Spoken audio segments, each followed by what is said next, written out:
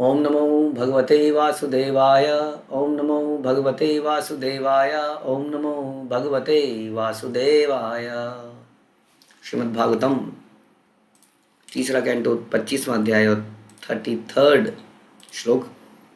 हर श्लोक अपने आप में बहुत ही डिटेल्ड है, बहुत ही इंफॉर्मेटिव है, ज्ञान को बढ़ाने वाला है, भक्ति को बढ़ाने वाला है।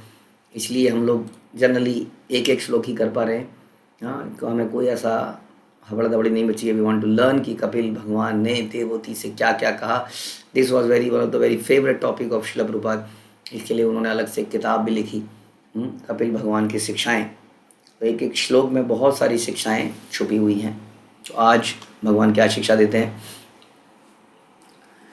जरयत्याशु या कोशम निगीर्ण मनलो यथा।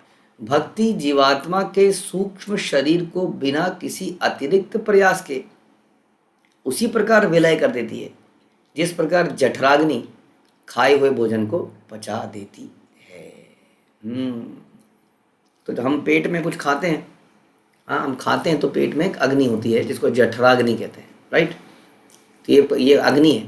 तो ये अग्नि क्या करती है, हमारे भोजन को पचा देती है, गला देती है। उसमें से अलग अलग चीज़ें अलग अलग हो जाती हैं, प्रोटीन जो भी है, चीज़ों को अलग अलग चीज़ों से अलग अलग चीज़ें बन के अल्टीमेटली रक्त बनता है। इस तरह से पूरे शरीर में शक्ति, एनर्जी का ट्रांसफ़र होता है।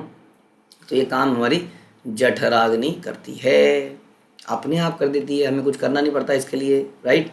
उसी तरह बता रहे हैं कि जब व्यक्ति भक्ति करता है, हाँ, तो क्या होता है, सूक्ष्म शरीर को वो विलय कर देती है। जैसे खाना ठोस पदार्थ है और खाना विलय हो जाता है, एनर्जी में कन्वर्ट हो जाता है, उसी प्रकार ये सूक्ष्म शरीर, हाँ, समाप्त हो जाता है। सूक्ष्म शरीर को समाप्त होने का मतलब हमारी समझ लीजिए ये जो मन के मुख्य कार्यकलाप हैं।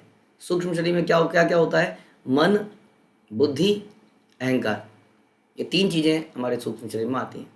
मन का काम है इच्छा करना, थिंकिंग, विचार, थिंकिंग, फीलिंग एंड विलिंग, हाँ, ये मन के कार्य हैं।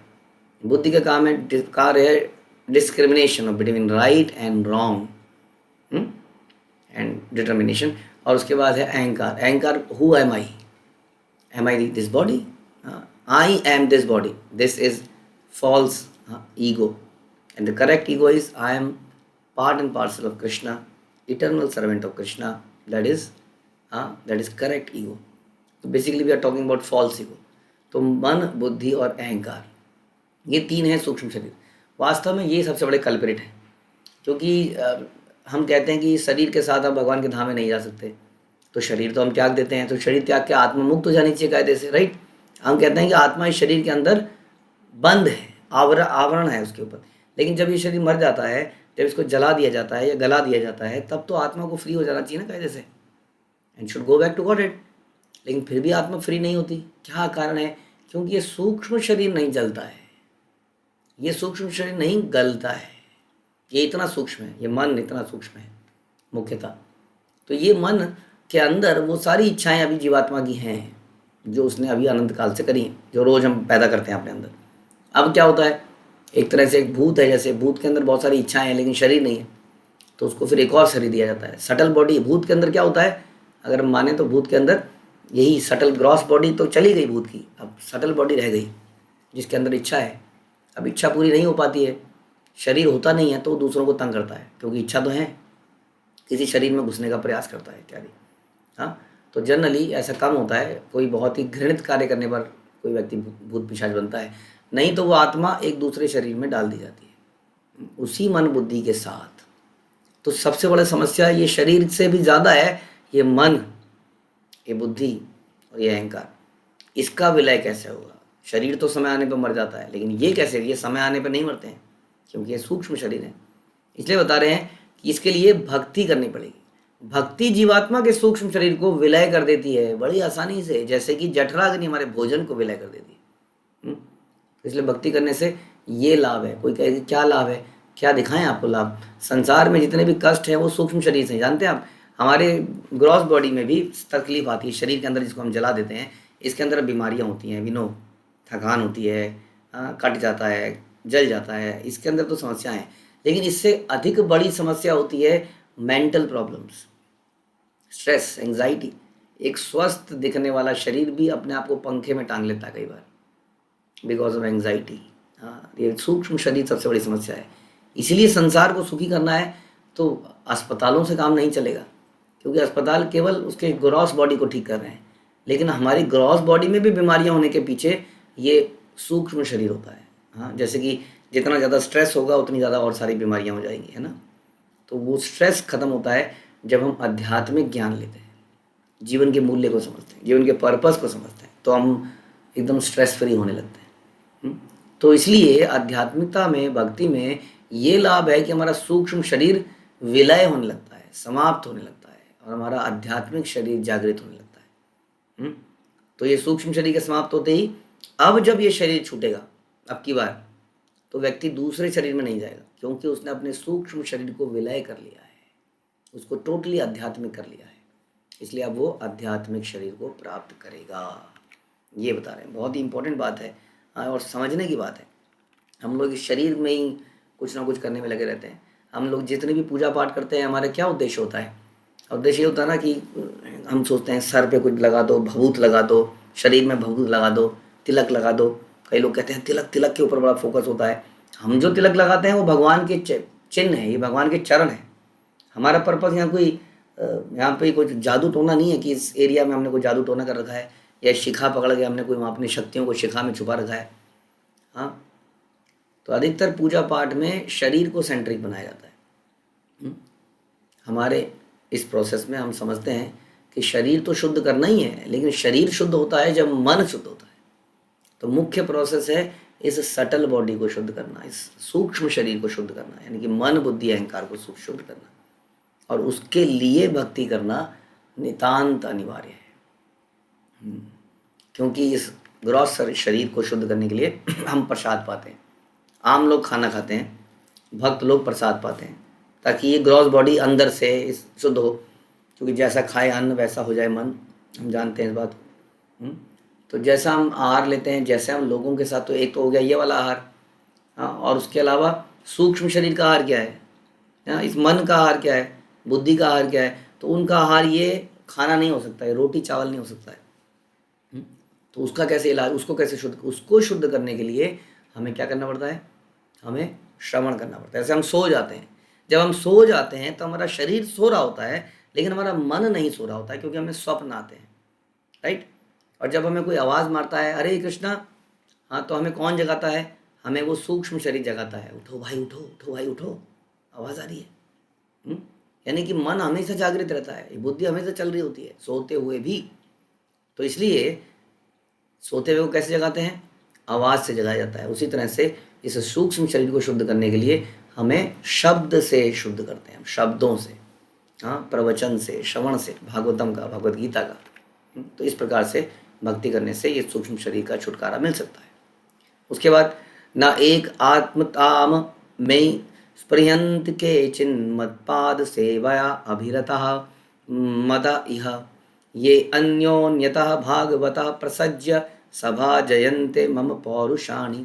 जो भक्ति कार्यों में संलग्न है, इस प्रकार जो भक्ति के कार्यों में संलग्न है और जो मेरे चरण कमलों की सेवा में निरंतर लगा रहता है, ऐसा शुद्ध भक्त कभी भी मुझे तदाकार होना नहीं चाहता। ऐसा भक्त जो अविचलित होकर लगा रहता है, सदैव मेरी लीलाओं तथा कार्यकलापों का गुणगान करता है। ये बड़ा महत्वपूर्ण श्लोक है, हाँ, निराकारवादियों के लिए।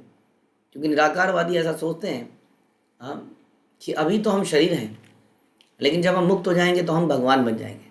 तो जब तक तपस्या करे जाओ जब तक तुम शरीर हो। कई सारे ऐसे प्रांत हैं जहाँ व्यक्ति वही बनना चाहता है जो भगवान है, भगवान को ही रिप्लेस कर देना चाहता है, और इसीलिए कड़ी तपस्या करता है। जैसे कि भस्मासुर कड़ी तपस्या करता है, शिव जी को पुकारता है, शिव जी की पार्वती ही लेना चाहता है, उनसे ही लेना चाहता है। ऐसे कई सारे राक्षस हैं जो तपस्या करके वरदान मांगना चाहते हैं, और वरदान देने वाले को ही खा जाना चाहते हैं, सबसे बड़ा बनना चाहते हैं। लेकिन भगवान का भक्त जो है वो कभी ऐसा नहीं चाहता कि भगवान में मिल जाए, घुल जाए, मेरा अस्तित्व समाप्त है, मुसीबत कटे, बड़ी परेशानी है, ऐसा नहीं करना चाहता। क्योंकि जब वो उनसे अलग रहेगा तभी तो उनकी सेवा करेगा। एक सेवक तो हमेशा स्वामी से अलग ही रहना चाहिए ना। एक सेवक अगर स्वामी की सीट पे जाके बैठ जाएगा तो सेवा कैसे करेगा? हाँ, जैसे हनुमान जी हैं, हमेशा अटेंशन पोजीशन में बैठे रहते हैं, कभी भी राम जी बोल सकते हैं हनुमान। तो उसमें कई बार हम बैठे होते हैं ना, आलती पालती मार के, तो उठेंगे, कमर में दर्द होगा, वो बिल्कुल ऐसे बैठे हैं, बिल्कुल एकदम सेट बैठे हैं पोजीशन के अंदर, हाँ, तुरंत खड़े हो जाएंगे। तो this is how a servant should be, always attentive, eager to serve. हाँ, दैट इज द थिंग। ये एक भक्त का गुण है, लक्षण है। इसलिए वो कभी भी ईश्वर के सीट में नहीं बैठना चाहता है, ईश्वर के साथ तदाकार नहीं करना चाहता है, ईश्वर के साथ घुलन मिलन नहीं करना चाहता है, ईश्वर बनना नहीं चाहता है, क्योंकि उसको पता है कि उसका आनंद भगवान की सेवा में है, भगवान बन जाने में नहीं है। कई बार हमें लगता है कि सेठ जी बन जाने में कितना भलाई है। हाँ, आप जानते हैं ना, एक आदमी एक बार भगवान को बोलता है, अरे भगवान आप मंदिर में थक गए होगे, कितनी देर से ऐसे बंसुरी के बजाय खड़े हो, हाँ, अरे जरा एक काम करो, आप थोड़ा सा रेस्ट कर लो, मैं आपके बदले थोड़ी देर ऐसे खड़ा जाता हूँ। अब भगवान कहते हैं, मूर्ख हो तुम, मैं थकता नहीं, मैं ऐसे नहीं थक सकता हूँ। कहते हैं भगवान प्लीज़, उसको बड़ा अंदर से होता है कि थक गए होंगे भगवान, भगवान तो बैठ जाइए प्लीज़, बैठ जाइए ना। तो भगवान कहता है, एक शर्त पे है, जो भी होगे तुम ऑब्जर्व करते रहना, करना कुछ नहीं, करने का काम मेरा है, ज़्यादा तुम ऐसा टेंशन मत लेना। हाँ, तो उसके सामने कोई आता है भाग के, वो चोरी का सामान बैग लेके आता है, इधर उधर देखता है, भगवान के आगे रख के भाग जाता है। तो इस तरह से कोई दूसरा वहाँ पे व्यक्ति आता है थोड़ी देर में, तो वो भगवान से कोई प्रार्थना कर रहा होता है, तभी वहाँ पे पुलिस आ जाती है। पुलिस होती है, ये रहा चोर, ये रहा चोर, ये रहा चोर, हाँ, इसने चोरी करी है। तो इस तरह से तो व्यक्ति ये सब देख के परेशान हो जाता है, ये सब क्या है, ये क्या सब जमाला है, ये सब क्या बवाल है। हाँ, तो ये सब देख के ऐसे ऐसी कई चीज़ें हम भगवान की पोजीशन को ले नहीं सकते, क्योंकि हमें मालूम नहीं है। बाद में वो बहुत परेशान हो जाता है, तब भगवान उसको बताते हैं कि देखो परेशान होने, तुम बीच में दखलंदाजी मत करना बिल्कुल भी, क्योंकि ये सब कुछ मेरा प्लान चल रहा है। हाँ, उस आदमी ने ऐसा कुछ पाप कर्म किया था, ये पैसा इसको मिल जाना चाहिए था, ऐसा होना चाहिए था, ये सब भगवान का प्लान है, पता नहीं चलता है कुछ क्या प्लान है। ये आदमी फंस गया क्योंकि इसने पिछले जन्म में ऐसा कुछ किया था। We don't know the plans of Krishna. हम नहीं जानते हैं कि हम अपने ही कर्मों को भूल जाते हैं, बचपन में हमने क्या कर्म किए थे, और पिछले जन्म की तो क्या ही याद रखेंगे। इसलिए ईश्वर बनना, बड़ा बनना बड़ा मुश्किल है, बड़ा स्ट्रेसफुल है। हाँ, कई बार हम कंपनियों में अंदर काम करते हैं ना, तो हम सबको लगता है मैनेजर बन जाएं, कितना मज़ा है, देखिए कितने लाख की सैलरी लेता है, कैबिन में बैठे रहता है, सबको ऑर्डर देता रहता है, हाँ ये काम करके जाना आज, ओके, घर में जाना। हाँ, उसको खुद देखिए जी मज़े से टेबल पे बैठा है। लेकिन किसी दिन जब हम उस मैनेजर की सीट पे बैठते हैं, तब देखते हैं कितनी अग्नि है उस सीट के ऊपर, कितनी फायर है, ज़बरदस्त प्रेशर है। हाँ, उसके सुपीरियर्स का ज़बरदस्त प्रेशर है। हाँ, जब आग लगती है ना, तो यही बड़े बड़े जानवर ही मारे जाते हैं सबसे पहले। जब कंपनियों में भी कोई फायरिंग होती है, तो सबसे पहले यही लोग फायर किए जाते हैं, छोटे मोटे लोग तो अपनी सीटों में आराम से काम करते रहते हैं। तो इस संसार में भी ऊपर किसी पोजीशन को प्राप्त करना बड़ा डिफिकल्ट है। भगवान बनना तो फिर छोटे बनने में बहुत लाभ है। भगवान इसलिए बालक बन के आते हैं, बाल लीला दिखाते हैं, कितना आनंद है। हाँ, विष्णु बनने में भगवान को बहुत राक्षसों को मारना है, बहुत कुछ करना है, और भगवान की बाल लीला में भगवान आते हैं, माखन चुराते हैं, खेलते खेलते राक्षसों को मार देते हैं आनंदित होकर। तो इस प्रकार से भगवान भी जब जब आते हैं, चाहे चैतन्य महाप्रभु के रूप में भी आए, तो ये दिखाते हैं कि बड़ा बनने से कुछ बहुत ज़्यादा लाभ नहीं है। छोटा बनने से, हम्बल बनने से बहुत लाभ है, सर्वेंट बनने से बहुत लाभ है। ये बड़ा मुश्किल फिलॉसफी है, संसार के लोग समझते नहीं हैं इसको, लेकिन हमारे वेस्टर्न भाई बड़े जल्दी इसको समझ गए, जबकि देवर वेरी एडवांस्ड। उनके यहाँ तो सर्वेंट वगैरह का, हाँ, हमारे यहाँ तो सर्वेंट बनना बनाना बड़ा कस्टमरी है। शुरू से ही हमारे भारतवर्ष में तो सर्वेंट्स रहे हैं, लेकिन विदेशों में कोई सर्वेंट नहीं होता है, आपको पता है। इसलिए हर चीज़ के लिए मशीन होती है वहाँ पे, कोई किसी का सर्वेंट बनना नहीं चाहता है। ऐसे लोगों ने इस फिलॉसफी को अपना लिया कि हम भगवान के नित्य दास हैं। कैसे अपनाया होगा, और हम इसको नहीं अपना पा रहे हैं, क्योंकि हमारी गर्दन पता नहीं क्यों इतनी ऊपर उठ गई है। हम लोग भगवान को रिप्लेस करना चाहते हैं, हम लोग भगवान ही बनना चाहते हैं।